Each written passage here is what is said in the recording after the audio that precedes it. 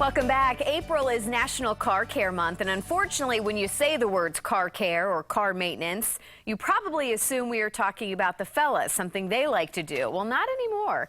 This morning, I'm taking you to Naples, where we meet a special guest who is trying to change that gender gap. I am so excited to introduce you to our next guest this morning. This is Courtney Hansen. She is a car expert, and we are here this morning in her garage in Naples.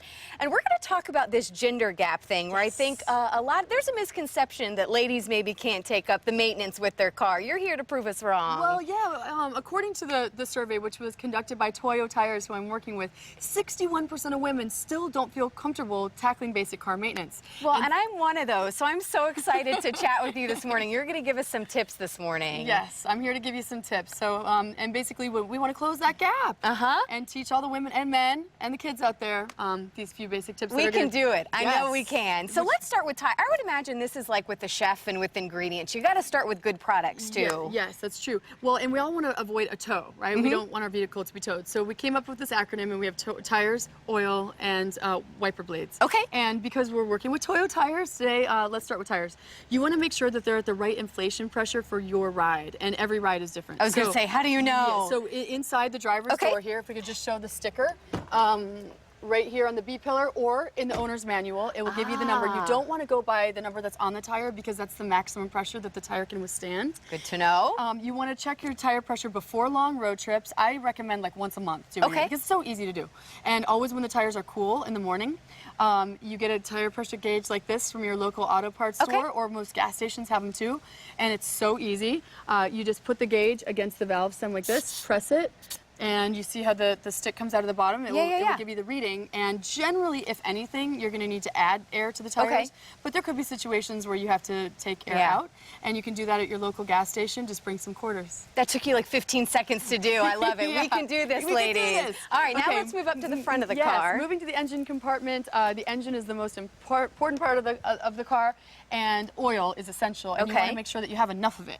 And so we want to check our oil, I would say like after every few fill-ups. Always turn the car off. Make sure that this is pretty cool so you don't hurt yourself when in the process. You find the oil dipstick in the oil reservoir, pull it out, take a towel or a paper towel, and wipe it off completely. Put it all the way back into the reservoir, take it out again, and then between the minimum and maximum lines, and it will usually say min and max, you get your oil reading. You want the level to be in the middle. If it's too close to the minimum line or below it, you definitely want to add oil. And then you want to add the oil based on what your owner's manual says, the kind of oil that you need for your car, and do it in increments so that you avoid overflowing. Okay, all right, I'm on board. I think we can do this so far. And this is the easiest, actually. Obviously, you can't drive well if you can't see out of your windshield, so you want to make sure that your wipers are doing their job. To replace your wiper blades, it's super easy and just costs a few dollars. Again, auto parts stores or gas stations. And you go like this, you pull the assembly away from the windshield, squeeze at the bottom of the blade, pull the rubber blade out, put the new one in, and it's How often do people typically change their? I think we need to do it more often than what we are. It depends where you live. I mean, if you're living in Seattle and it's raining all the time, you'll need to do it more often than if you live in Florida. So I don't know, we get a lot of rain here in Southwest Florida. That's true, during the summertime especially. So you just have to kind of be cognizant of when they're going bad. And another quick tip on that note, you can take an alcohol swab and rub it along the rubber blade, and it will increase the life of the blades. Oh, I didn't know that. I like that.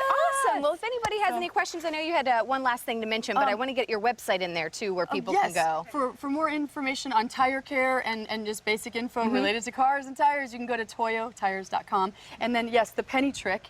Where is the penny? Well, I think we're... Okay, so you take a penny, you turn it upside down, and you put it in the tread. And if you can see the top of Lincoln's head, it's time for new tires. Your tread is too low. I've heard that before. Awesome. Thank you so much for letting us come to your home in your garage and proving to all us ladies that we can do this. You can do it. You can do it. So thank you so much, Courtney. And of course, for more info, you can head to our website as well, fox4morningblend.com.